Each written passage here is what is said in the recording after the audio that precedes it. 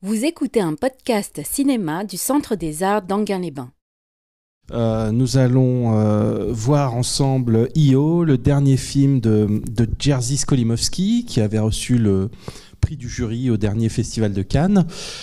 Jerzy Skolimowski, pour vous le présenter succinctement, c'est un réalisateur polonais qui a fait partie de la nouvelle vague polonaise des années 60, aux côtés notamment de Roman Polanski, dont il avait écrit les premiers scénarios, qui avant de faire une école de cinéma et de tourner des films avait déjà eu plusieurs vies. C'était un jeune homme très turbulent dans la Pologne des années 50, la Pologne socialiste, qui avait été poète, écrivain, boxeur même, qui avait cumulé plein de petits boulots, qui avait fait les éclairages pour le jazzman Christophe Komeda, qui est devenu ensuite son compositeur attitré, qui a une activité comme ça débordante et qui est passé presque naturellement à un cinéma jeune, combatif, bouillonnant.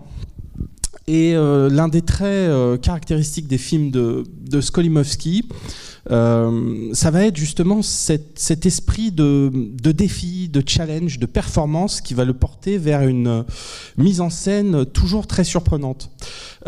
C'est quelqu'un qui n'est pas resté très longtemps en Pologne. Très vite, un de ses films sera censuré, ce sera Haut les mains en 67.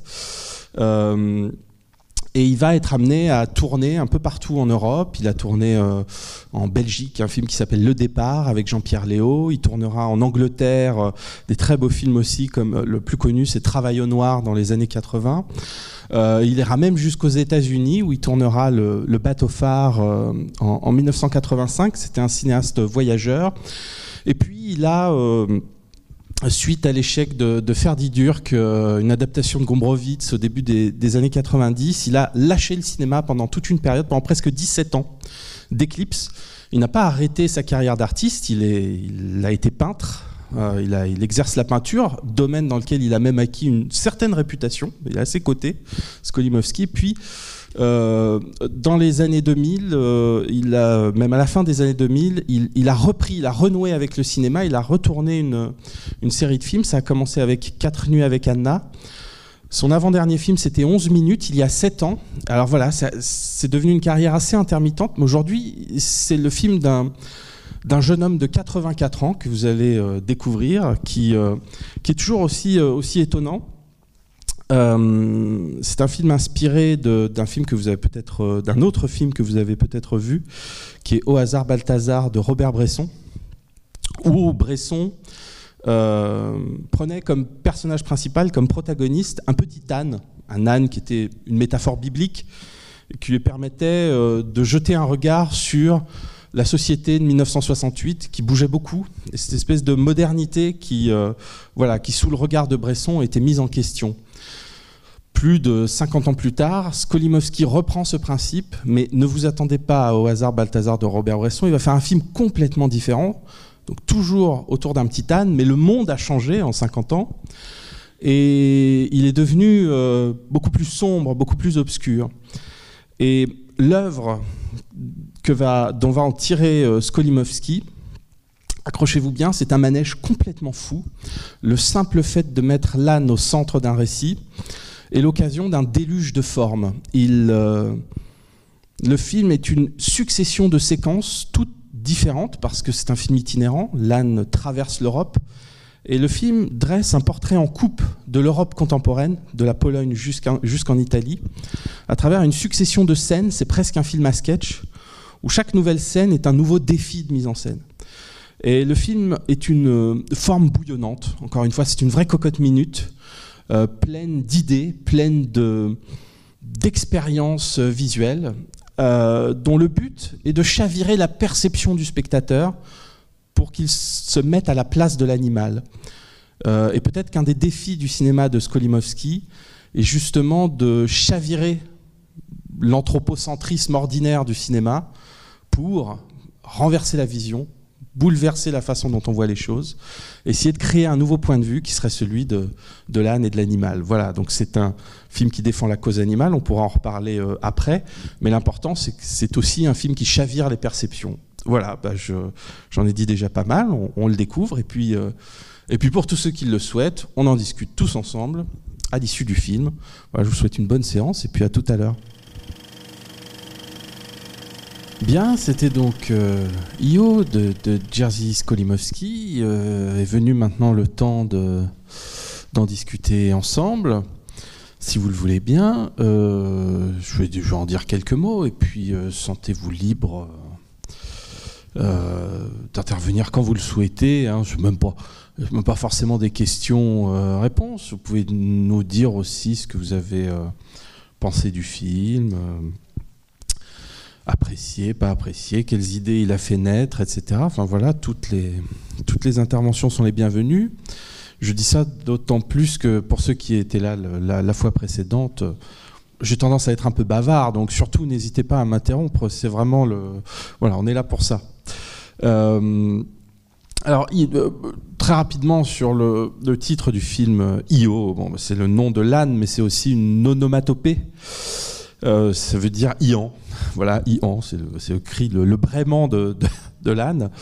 Donc il y a voilà, c'est un titre qui annonce la couleur, en gros, et la simplicité qui sera au principe du film. Voilà, principe élémentaire, remplacer l'homme qui est le héros de 99,9% des films par un âne et voir un petit peu ce que ça donne, ce que ça produit. Par ailleurs, le film, s'il part d'un postulat très simple, élémentaire même, il n'est pas simple du tout, c'est même un film opératique, assez baroque, comme on l'a dit, qui se plaît à développer, à déployer un déluge de formes, de prises de vue étonnantes, d'angles de vision surprenants, etc. Enfin, qui essaye toujours de renouveler la vision du spectateur, de la bousculer, de l'entraîner comme ça dans un maelstrom perceptif assez étonnant. Et on peut bien dire que le film a une dimension même expérimentale, non pas dans le sens où il serait incompréhensible, etc., mais parce que chaque scène est l'occasion d'une nouvelle expérience. On tente quelque chose, on tente un angle inédit, on tente un mouvement de caméra qui va essayer de faire bouger les perspectives. On essaye d'inventer ce qui n'est jamais fait au cinéma, à savoir, ou alors très rarement, un récit du côté de l'animal qui ne soit pas anthropomorphiste, quoi, enfin anthropomorphisé, on va dire. Et donc, à partir de là, Skolimowski fait un film qui ne ressemble à aucun autre, si ce n'est peut-être à certains de ses films. On a reproché au film à Cannes, il y a eu comme ça quelques critiques qui se sont élevées pour dénoncer un film qui manque d'unité, qui serait trop fragmenté, qui n'a pas de fil directeur, etc. Mais dans une certaine mesure, c'est vrai.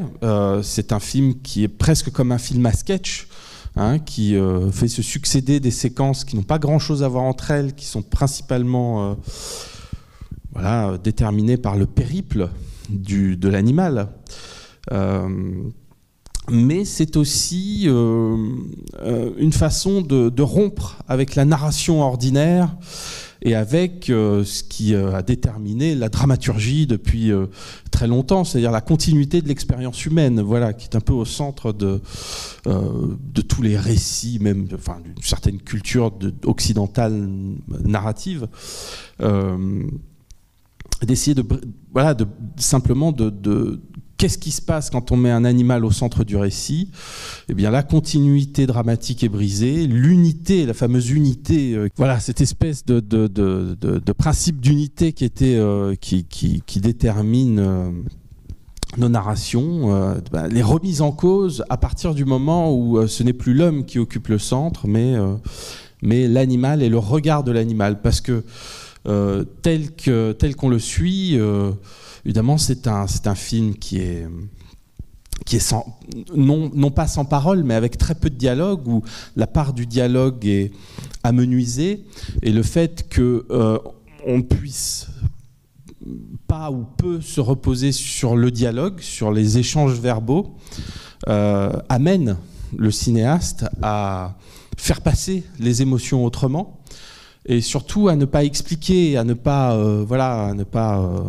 se reposer sur la part écrite, mais au contraire à suivre un âne qui ne va rencontrer que des groupes d'hommes de manière périphérique. C'est-à-dire l'humain est repoussé à la périphérie, il est quelque chose de passager, d'éphémère dans le parcours de l'âne, et à chaque fois ce sont des fragments, des scénettes au sens propre, qui vont s'ajouter les unes aux autres, et il n'y a aucune narration humaine qui va s'installer dans la durée. Ce ne seront que des épisodes, des parenthèses qui se suivent comme cela, mais qui, ajoutées les unes aux autres, dessinent malgré tout un portrait du contemporain, ou disons de la société humaine, de l'Europe même, parce qu'il y a un arc qui est tendu entre l'Europe du Nord, l'Europe du Sud, la Pologne septentrionale et l'Italie méridionale, avec un changement de lumière d'ailleurs assez frappant au cours du film, mais ce décentrement de perspective, le fait de faire un pas de côté, place quand même adopte un nouveau centre qui est le regard de l'âne. Il y a des plans récurrents, des images très insistantes sur l'œil, l'œil de l'âne, beaucoup de gros plans sur cet œil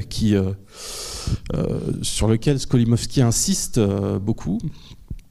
Et cet œil implique une distance, un recul qui va alors déjà placer l'humain, on l'avait dit, dans une forme de périphérie, mais aussi revêtir toutes les actions humaines, toutes les péripéties humaines, tout ce qui se passe avec les hommes, d'un certain caractère dérisoire. Il y a un élément de satire assez important qui participe du film. À chaque fois qu'on s'installe, on va dire, dans un épisode, il s'agit aussi de dresser une satire d'une certaine partie de la population. Ça peut être une des scènes du début où on inaugure un haras classieux, etc. Et là, on est quasiment chez Gombrowicz, avec une espèce de parodie de cérémonie, avec des hommes officiels, le maire, etc., le bandeau, tout est un peu... On est proche d'un certain théâtre des pays de l'Est, dans le côté un peu grotesque qu'il peut y avoir, même une sorte de théâtre de l'absurde à ce moment-là.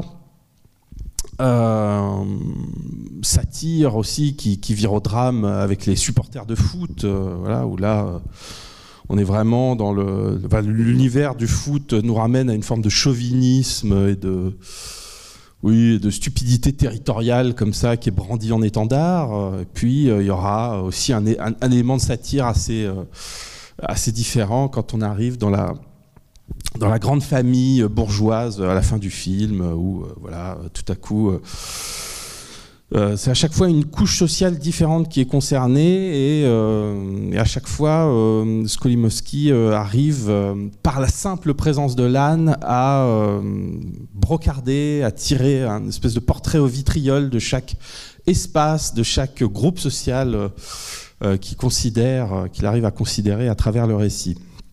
Mais ce qu'on voit, c'est évidemment un film qui est très discontinu, qui érige même le discontinu comme principe, qui, en mettant l'âne au centre, se libère d'une obligation d'unité, d'une obligation d'une aventure humaine qui irait d'un point A à un point B, qui aurait un début et une fin en passant par un milieu. Non, on n'est plus du tout là-dedans, ça libère le film et ça lui permet justement d'expérimenter à chaque scène, d'essayer quelque chose de nouveau, de dessiner une nouvelle expérience de vision à chaque séquence, et c'est ça qui va déterminer l'intérêt, une grande partie de l'intérêt du film. Donc, prendre parti, tirer le meilleur de cette discontinuité. À cela s'ajoutent des circonstances de tournage assez particulières. Il faut dire que le tournage du film a été assez accidenté. Il s'est étendu sur très longtemps, ça s'est tiré sur plus d'1 an, presque 2 ans, parce que déjà, c'est un défi de tourner avec des animaux. Hein. Il n'y a pas que le point de vue de l'âne, il y a aussi une foule d'animaux qui sont montrés, représentés dans le film. Il y a des scènes très intéressantes là-dessus, on pourra y revenir, mais déjà, c'est une difficulté en soi. Hein. Il s'agit de complètement renverser les habitudes d'un tournage quand on doit tourner des scènes avec des animaux. C'est quelque chose qui n'est jamais joué, qui n'est jamais gagné d'avance. Et ça pose des difficultés très précises.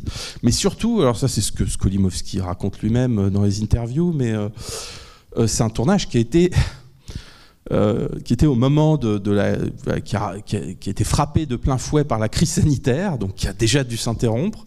Et puis ensuite, toute l'équipe a été atteinte du Covid, ce qui a rendu le processus très compliqué. Skolimowski lui-même, donc ça a beaucoup freiné le film qui a dû s'interrompre et qui, sans doute, dans l'état où on le voit là, où il est sorti, garde quelque chose d'un tournage qui a été lui-même très discontinu. Ce qui fait que tout ne se raccorde pas, tout n'est pas d'une fluidité parfaite, mais ça n'est pas grave parce que, quelque part, le cinéma de Skolimowski, tel qu'on peut le connaître avec ses précédents films, il y a une 20aine de films au compteur, ou avec ce film-là, si on découvre Skolimowski par ce film, ce n'est pas un cinéma qui a pour unité le film dans son ensemble, mais dont l'unité serait plutôt le plan.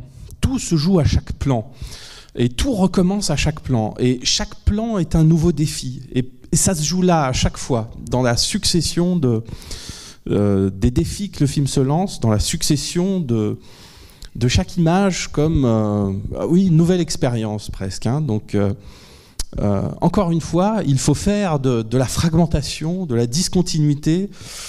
Il faut en tirer parti et il faut peut-être l'accepter pour pouvoir rentrer dans ce film-là, même s'il dessine une partition tout à fait frappante et qui peut s'apprécier aussi en changeant et à travers le principe, comment on appelle ça, itinérant du film, picaresque, voilà, c'est le mot que je cherchais. Il y a une construction picaresque où on trace un itinéraire, on s'arrête d'étape en étape, etc. Et à chaque étape, un nouvel épisode intervient. Voilà, donc ça serait un petit peu pour la construction du film, qui est très liée aussi aux circonstances, comme on l'a dit, où le tournage a été très heurté. Mais il me semble quand même qu'il y a une force tout à fait sidérante dans ce film, une façon comme ça de capter le regard. Et on l'a dit, l'enjeu du regard est très important et déterminant. Le regard de l'âne, à chaque fois, qui n'est pas neutre, ou en tout cas qui, par sa distance, par son altérité, interroge ce à quoi il assiste, ce dont il est le témoin. On le voit, l'âne passe, il passe de lieu en lieu, et à chaque fois il est le témoin de quelque chose, il assiste à quelque chose qu'il ne peut pas digérer selon des termes rhétoriques, selon le langage ou la réflexion humaine, mais qui nous renvoie à nous une image de la société, de ce qu'il voit, qui peut avoir vu par un âne. Qu'est-ce que c'est qu'une séance de shooting de mode, par exemple, On le voit au début du film, c'est un peu ridicule finalement, ce qui pourrait être perçu comme le summum du chic et de l'élégance si on se place dans un groupe d'humains. Tout à coup, placer un âne dans la scène, et ça paraît complètement décalé et un peu idiot quelque part. Voilà. Donc c'est à ça aussi que sert l'âne. Il est le catalyseur, il est le révélateur de quelque chose qui, si ça se passait dans un groupe d'humains, on ne le verrait pas. Donc l'œil de l'âne, d'un certain côté neutre, de l'autre absolument pas neutre, renverse le champ du visible, renverse les enjeux humains et ouvre sur le monde une perspective inédite. Voilà, donc ça c'est un peu comme ça que le film fonctionne. Et puis, voilà, à chaque scène, cette idée de bousculer la vision, d'entraîner la vision, de créer un nouveau cadre presque à chaque fois. Alors, on l'a dit, il y a le regard de l'âne, c'est clair, et Skolimowski en profite même pour produire des visions subjectives de l'âne. Hein, et souvent, c'est pour lui une occasion de créer des anamorphoses. Hein. L'image est anamorphosée, il y a des déformations, des distorsions de l'image. Tout à coup, la vision de l'âne est elle-même un filtre, un prisme. Hein, c'est comme passer au prisme de son regard, le monde extérieur. Et puis, il y a ce que Skolimowski invente lui-même. Rien que la scène d'ouverture qui se passe dans le cirque, voilà, le cirque d'où tout part, où on pose la relation entre la première relation, la relation initiale du film, qui est celle entre l'âne et l'écuyère, hein, voilà, qui est la seule à l'aimer, à le comprendre, etc., et dont il va devoir se séparer suite à, c'est l'élément déclencheur, une nouvelle législation sur l'interdiction, enfin une interdiction pour les cirques d'utiliser des animaux. Ça, c'est le début du film. Mais la toute première scène, il y a une lumière très particulière, très caractéristique, stroboscopique, hein, par flash comme ça, où tout à coup, c'est une ouverture très peu orthodoxe, où on n'a pas affaire à des plans posés, un cadre, une introduction. Non, on est directement dans l'image, et dans une image qui bouillonne, qui est en ébullition. Hein. Ces flashs stroboscopiques, tout à coup, nous perturbent, et ça installe tout de suite une forme d'intensité plastique, visuelle. Il ne faut pas oublier que, de toute façon je l'ai dit au début, mais que Skolimowski est aussi un peintre. Et un peintre qui a une carrière, qui a des obsessions, et qui aborde les choses sous un angle plastique. C'est comme ça que le film commence, avec des flashs, et non seulement avec des flashs, mais avec une monochromie, une image monochrome, rouge. Hein, et le rouge, je peux me permettre un jeu de mots un peu douteux, et le fil rouge, la couleur rouge est le fil rouge du film entier. À chaque fois, elle revient à des moments différents, où les scènes virent au rouge, où tout à coup une lumière rouge se déclare, mais le rouge est comme ça le signal, le point d'ancrage de la plupart des scènes. Alors, à ça s'attache une symbolique assez évidente, même Skolimowski lui-même n'en fait pas mystère dans les entretiens qu'il accorde. Le rouge, c'est le sang des bêtes, quoi, hein, c'est le sang des bêtes. C'est la souffrance animale, c'est la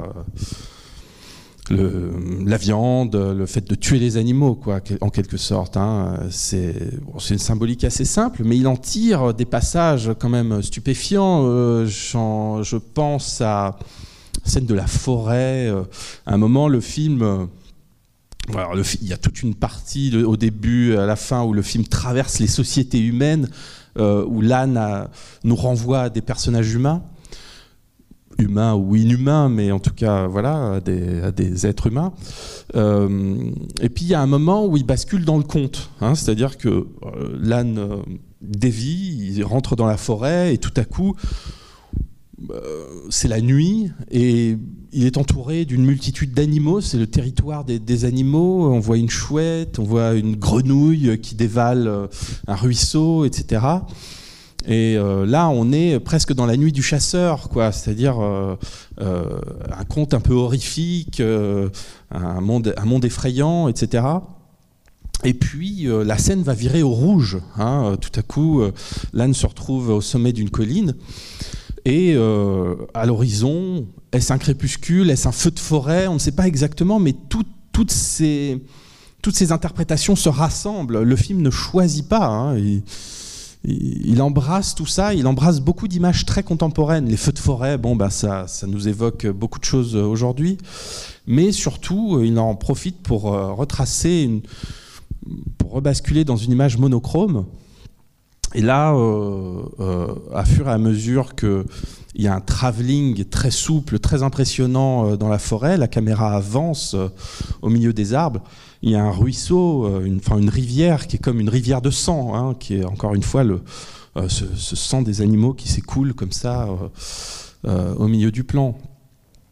Et puis toujours cette fibre d'expérimentateur de Skolimowski qui ne se sert pas de la caméra comme d'un simple outil pour enregistrer une histoire, des conversations, etc., mais qui se sert de la caméra comme, je ne sais pas, un générateur de forme, un feu d'artifice de vision possible. Hein, dans cette scène monochrome, il va caler le mouvement de la caméra sur les pales d'une éolienne. Et tout à coup, c'est l'image elle-même qui se renverse.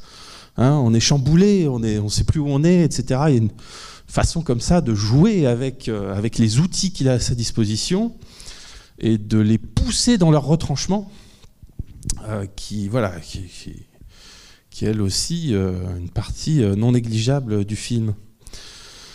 Voilà, donc là on est dans une scène quasiment onirique, très étonnante, et c'est encore une fois la couleur rouge qui revient, hein, les flashs stroboscopiques reviennent, et c'est ce qui tient, c'est peut-être là qu'on peut voir une forme d'unité dans le film. L'unité, elle est plastique, hein, même si les tentatives de Skolimowski sont très hétérogènes. Oui. Justement, puisque moi j'ai une question par rapport à certains passages du film, notamment un que je n'arrive pas à identifier. C'est-à-dire que dans tout comment dire, tous ces passages très hétéroclites que vous décrivez, il y en a un qui est situé, je crois, juste avant la station essence là, en Italie. Je crois qu'on voit une sorte de skieur sur une piste. J'ai pas compris là. Oui, mais il y a des choses. Est-ce qu'il y a peut-être rien à comprendre? Je sais pas. Quel est votre avis Alors, je suis incapable de donner une interprétation. Je pense qu'il y a des tas de choses dans le film qui ne raccordent pas, qui ne rentrent pas dans le récit, hein, dans la narration au premier degré, mais qui témoignent à la fois de la fabrication du film qui a été très heurtée, très discontinue, mais aussi qui sont, je sais pas, il y a des moments de questionnement, de questions plus larges. Par exemple, je pense à un passage où on va, qui n'est pas du tout relié au parcours de l'âne, mais où on voit un espèce de robot. Ah bah oui. Bon, alors il n'y a pas du tout. Mais là, c'est symbolique, on peut quand même le rattacher. Voilà, c'est-à-dire que là, c'est un questionnement sur l'animal. Qu'est-ce que c'est l'animal quand on peut fabriquer des robots qui en reproduisent tout le comportement et toute l'attitude en quelque sorte. Hein, là, c'est la frontière entre l'artifice machinique, robotique et l'animal qui devient très flou. Donc on comprend. Alors le skieur, par contre, là, je suis incapable de dire. C'est peut-être purement plastique. C'est un plan à l'envers. Hein. C'est celui où l'image est complètement renversée, où la piste est au-dessus, et c'est peut-être le passage des Alpes. Je sais pas, je pourrais pas le dire autrement. C'est absolument inexplicable. Ouais. C'est juste après qu'il se soit fait égorger. Ouais, c'est vrai. Ouais. Oui, en fait, il y a une multitude de passages dans le film. Comme on est dans un récit itinérant et qu'on n'arrête pas de passer d'un lieu à l'autre, Skolimowski réitère le motif du passage. Je pense, par exemple, à une scène, un plan où le petit âne passe dans un tunnel. Il y a un tunnel tout autour, et puis tout à coup, il y a une nuée de chauves-souris qui débarque dans le plan. Bon voilà, on passe d'un lieu à un autre, on franchit un seuil, on circule. Autre image qui est complètement différente, cette fois c'est plus la longue perspective du tunnel, mais c'est un pont. Le petit âne est sur un pont et il y a une énorme chute d'eau au-dessus de lui, une évacuation d'eau. Et tout à coup, encore une fois, c'est inexplicable, difficile de l'interpréter, mais sa présence semble renverser le courant. Hein, et c'est l'eau qui remonte. Pourquoi? Encore une fois, c'est difficile à dire. Il s'agit peut-être tout simplement de renverser les perspectives, de bousculer les habitudes du spectateur et de dire que le cinéma se renverse lui-même à partir du moment où on met un animal au centre, où on place l'animal au centre. C'est pas une explication de la scène, mais ça fait partie sans doute de la symbolique du film. Tout renverser, changer de perspective, bousculer les habitudes du cinéma, cette espèce de relation de cause-conséquence sur laquelle le cinéma est construit. Et là, Skolimowski va complètement au-delà et nous propose autre chose. Oui, bien sûr. Attendez, je vais vous passer le micro, s'il vous plaît. Je vous en prie.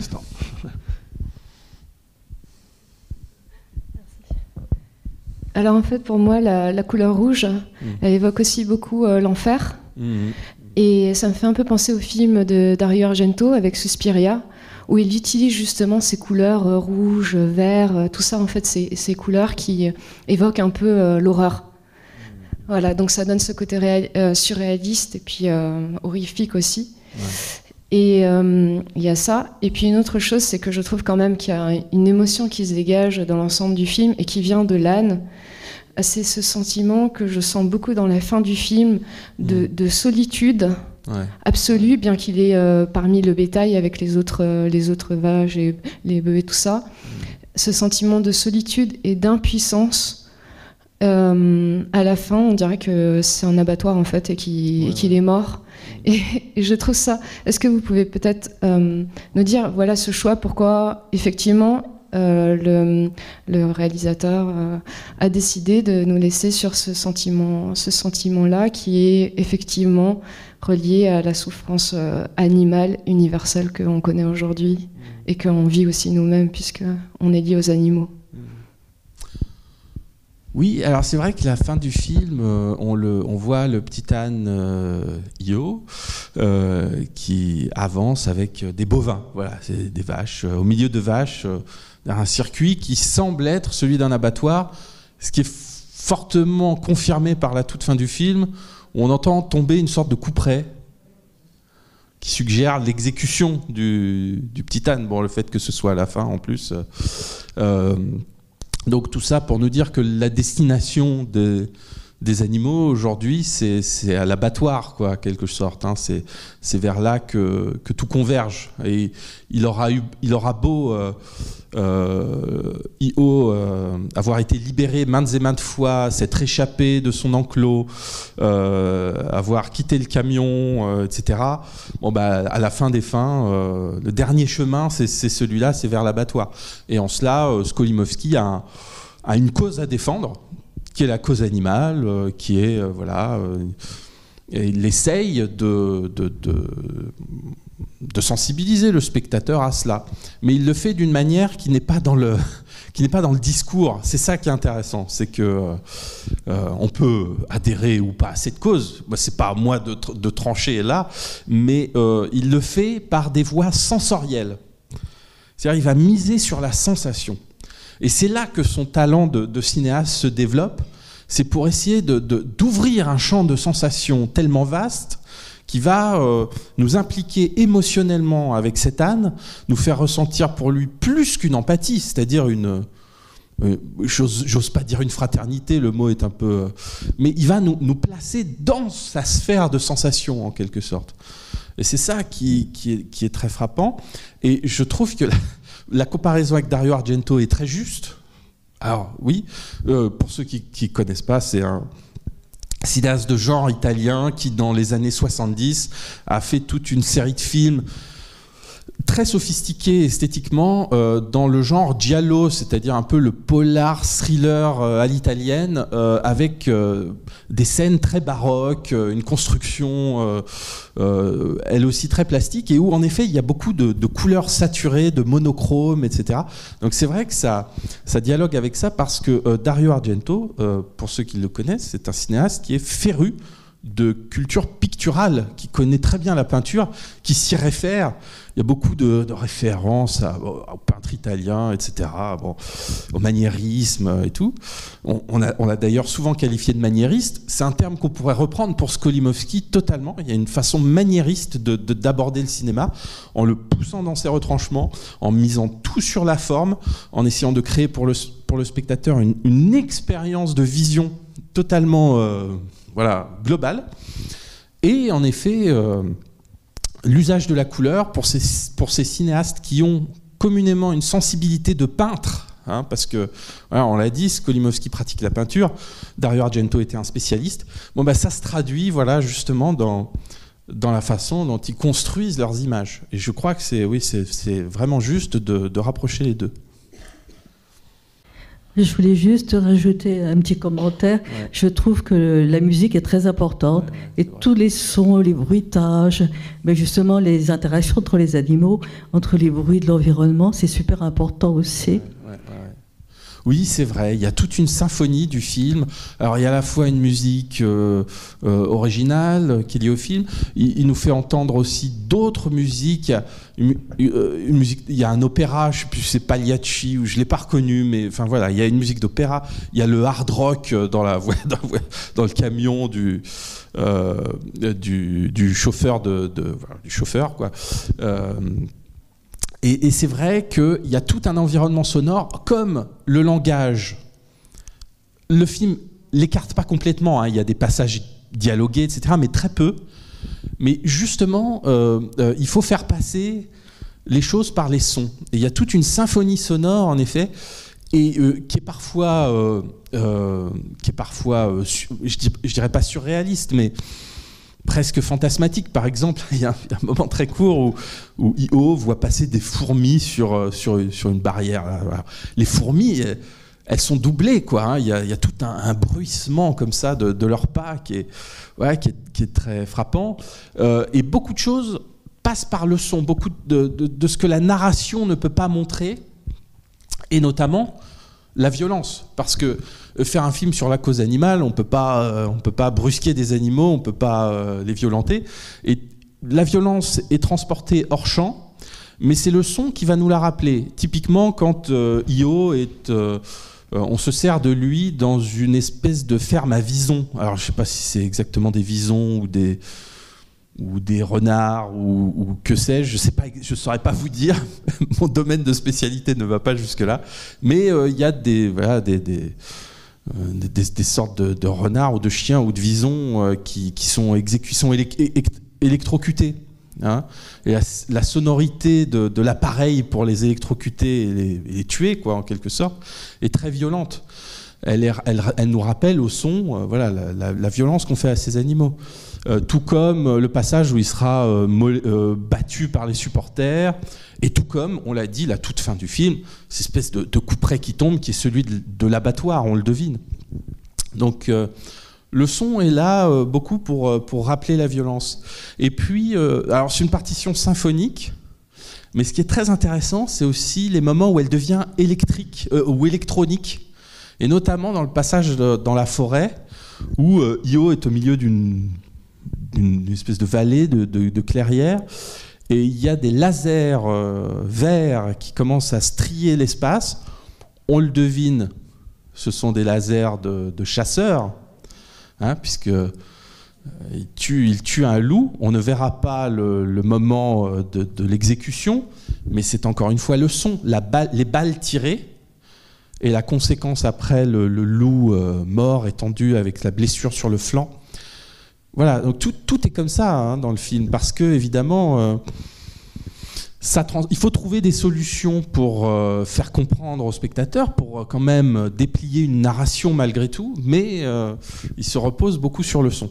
Et ce que je disais, oui, la musique devient électronique à partir du moment où il y a les lasers qui surgissent dans l'image. C'est toute une partition sonore, mais il arrive quand même à faire passer des choses. Je rebondis, puis on verra par la suite, mais il arrive à faire passer des choses extraordinaires quand même, c'est-à-dire sans se reposer sur le moindre dialogue. Il y a tout un moment où il est une bête de somme dans le grand haras chic, voilà, le grand haras qui est inauguré par les sommités municipales.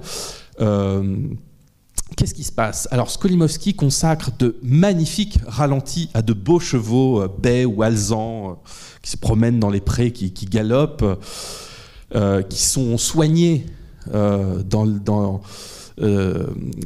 le haras, on les brosse, on les lave, etc. Sont de magnifiques créatures, elles sont au centre de l'attention, elles doivent coûter très cher, et on le devine. Et dans la position du petit âne qui les regarde, qui lui est traité comme une bête de somme, il y a quelque chose de la lutte des classes, c'est fou. Il est le prolétariat, et ses grands chevaux sont, je sais pas, une noblesse, quoi, en quelque sorte. C'est incroyable comme il arrive à faire passer, même pas un discours politique, un sentiment politique à ce moment-là. Et rien, c'est simplement avec les images, par l'usage du ralenti, par le regard de l'âne. Alors c'est ça, je trouve ce passage extraordinaire. Et on comprend tout. C'est, encore une fois, même chez les animaux, dans la façon dont les humains organisent et maintiennent sous leur joug le monde animal, la lutte des classes, je dis la lutte des classes, mais voilà, vous m'avez compris, mais tout cela se reflète, donc c'est quand même assez stupéfiant. Oui.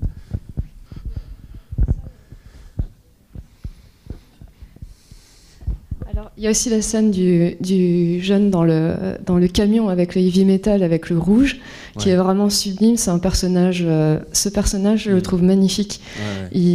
Après, il est un peu ambigu avec la fille, mais il lui propose à manger. Il a cette générosité qu'on connaît un peu chez les Polonais de voilà, viens, je t'invite et tout, je te donne à manger et tout. J'ai trouvé ça assez émouvant, cette scène, même à la fin, quand en fait il se fait qu'il est égorgé. Mais il y a quelque chose que j'ai percuté grâce à ce film. C'est il y a un moment, Eo, il est dans un camion et il voit dehors et il voit un oiseau qui s'envole. Et moi, j'ai souvent cette vision, parce que je vois aussi depuis mon balcon les oiseaux qui s'envolent et je dis, waouh, ils sont libres et tout. C'est magnifique, ils s'envolent et s'élancent dans le ciel. Et en fait, je me suis rendu compte grâce au film qu'en fait, il y avait des animaux qui voyaient la même chose que moi et qui peut-être, lui, quand il est enfermé, il y a ce... Après, c'est peut-être anthropomorphique un peu de dire ça, mais il y a quand même cette liberté de l'oiseau qui contraste avec cet asservissement, cette situation de l'âne, comme on peut le voir entre l'âne et les chevaux, en fait. C'est un peu ce que vous dites, la lutte des classes, mais c'est aussi ce dialogue entre la liberté et l'emprisonnement, en fait. Voilà. Oui, tout à fait, tout à fait. C'est juste. Mais en fait, à chaque scène, il y a une question de notre monde contemporain qui est formulée. Et vous parlez très bien du chauffeur de camion, là, qui est un personnage qui est plutôt sympa, mais qui fait une mauvaise blague, ou alors qui essaye d'obtenir un service sexuel d'une manière totalement maladroite et tout.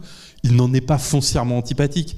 Il se trouve qu'il conduit des bêtes à l'abattoir, puisque quand il charge les animaux, il parle de faire du salami et tout. C'est pas, il fait pas un job très reluisant en quelque sorte, mais il n'est pas antipathique. Et Skolimowski n'y va pas frontalement au bazooka pour nous dire regardez, tous les humains sont répugnants et tout. Non, ça aurait desservi son propos même, je pense. Alors il y a plein d'éléments de satire, il y a des éléments de grotesque chez les humains. Les supporters, c'est gratiné, mais quand même, il est plus subtil que ça. Mais à travers ce passage-là du chauffeur de camion qui se fait égorger, il nous parle de la crise migratoire. Il le fait.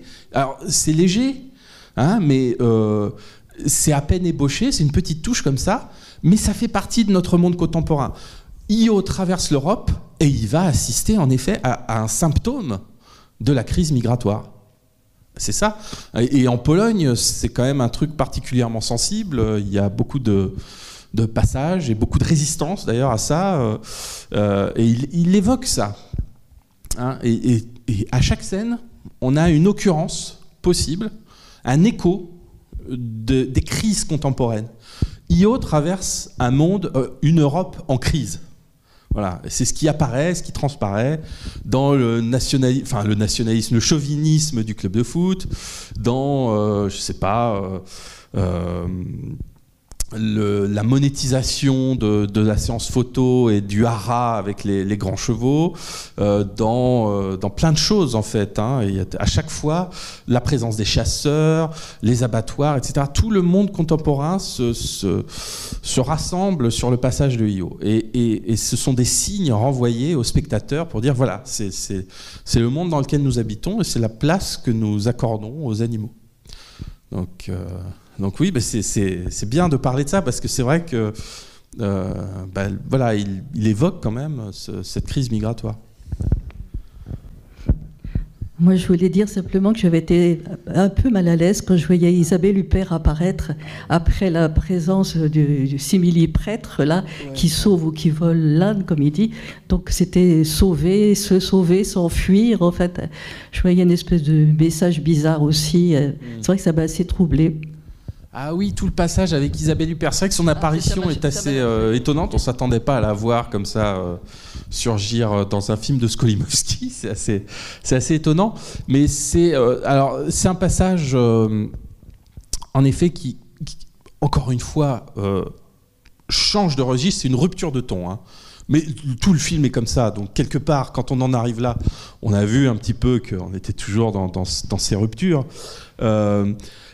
Là, on s'infiltre avec l'âne dans la haute société, hein, dans une maison bourgeoise, dans une grande famille comme ça, italienne, même si elle est française, enfin la maîtresse de maison est française, etc.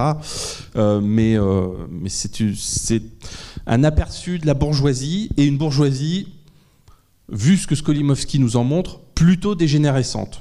Hein. C'est-à-dire, voilà, quand même, il y a de drôles de relations entre la mère et le fils, tout est un peu tordu, et on sent bien que l'âne ne va pas trouver là un refuge formidable, parce que ses hôtes sont quand même particulièrement tordus. Et ce qui est intéressant dans cette scène, c'est qu'il va nous le faire comprendre par une sorte de parodie du cinéma occidental, français, italien, que sais-je, mais en tout cas, une parodie du cinéma bourgeois, hein, où on casse des assiettes. Ah, ça, c'est la crise, le cinéma de la crise et de l'engueulade et de l'empoignade dans les maisons bourgeoises, quoi, en quelque sorte. Donc, je pense qu'il y a une part de clin d'œil de Skolimowski qui joue avec, qui se moque un peu de ce cinéma-là dans cette scène. Et par ailleurs, ce qui est assez frappant aussi, c'est le changement de lumière, parce qu'il y a des plans magnifiques sur les paysages que l'âne traverse. Hein, alors il y a les paysages embrumés de la Pologne, avec, on voit des églises orthodoxes, etc. Et puis on arrive dans une sorte de presqu'île lacustre en Italie, là, et tout à coup, la lumière devient méridionale, elle est beaucoup plus chaleureuse. Hein, on est passé d'un monde à l'autre, mais voilà, les problèmes de l'âne ne sont pas réglés pour autant. Mais je crois que c'est presque une parodie de cinéma bourgeois. Et l'assiette cassée, pour moi, c'est ça en tout cas. Hein, il prend la chose un peu sous un versant parodique. Je trouve qu'il y a quelque chose qui est super, c'est quand même il y a des moments d'humour, comme quand l'âne il tape la partie où il y a les visons, les renards, et il tape et tout, et je trouvais ça très drôle, et après il se barre carrément. Et c'est des moments chouettes. Ça aurait été bien que, je sais pas, qu'il y ait peut-être plus de moments comme ça aurait peut-être aussi équilibré la violence un peu que l'âne subit, quoi. C'est vrai qu'il y a un humour, il y a un sens de l'absurde. On a parlé de satire aussi, mais il y a un esprit assez typique de la littérature et des cinémas des pays de l'Est. Alors on a évoqué Gombrowicz, on aurait pu parler d'autres choses, mais Skolimowski, il aime bien ça. Et c'est il y a un détail que je trouve très marrant, c'est le goal dans l'équipe de foot, il est obèse. Drôle de... Alors, mais voilà, mais ces petites touches absurdes comme ça qui participent de l'humour du film. Et ça, c'est typique de Skolimowski. Bon, même, on a dit quelques mots de la cérémonie d'ouverture du hara, avec les bières, le plateau de bière, etc. Bon, c'est assez rigolo, quoi. Il y a une façon de... c'est un humour absurde, quoi. assez caractéristique. Ouais. Et c'est vrai que le film qui est assez grave, qui montre voilà, une Europe assez délabrée, c'est bien, ça fait du bien quand même d'avoir ces petites touches de grotesque. Et ben, si on touche au bout et si on a fait un petit peu le tour du film, très bien. Je vous remercie d'être resté, d'avoir participé aussi. Et puis. Et on vous donne rendez-vous donc le mois prochain pour Armageddon Time de James Gray. Voilà. Le dernier film de James Gray, très beau, un film autobiographique sur ses années d'enfance et le passage des États-Unis aux années 80 et aux années Reagan. Voilà, donc c'est un film à découvrir, très émouvant. Voilà. Merci Mathieu, et puis on peut vous retrouver dans les Cahiers du cinéma et Le Monde pour trouver vos articles. Tous les mercredis. Voilà. Voilà. Merci. Merci et bonne journée.